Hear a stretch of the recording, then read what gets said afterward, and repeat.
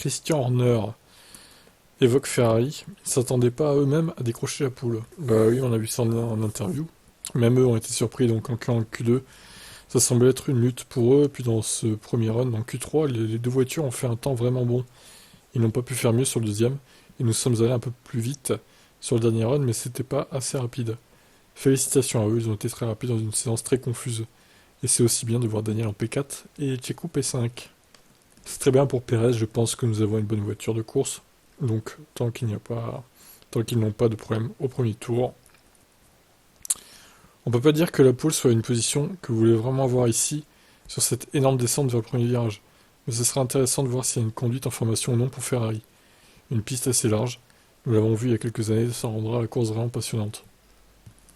Oui, alors Mercedes avait verrouillé la première ligne en 2021, sauf que Verstappen avait réussi à bouffer les deux. Il avait gagné au final, donc là ça se trouve le scénario va être le même au final. Sauf que là, après avoir vu ça en 2021, Ferrari va peut-être préparer une stratégie pour éviter ça. Hein. On verra. Alors, concernant l'enquête des commissaires, je ne suis pas surpris par ce qui s'est passé au stand. Je veux dire certainement que Max était encore en train de bouger. C'est pas idéal, je pense qu'il a trouvé la cause profonde de la raison pour laquelle les pilotes voulaient être silents dans la voie des stands. Mais ils sont tous ensemble, donc il y aura une endurance entre eux tous en même temps. Donc soit tout le monde sera pénalisé, soit personne sera pénalisé.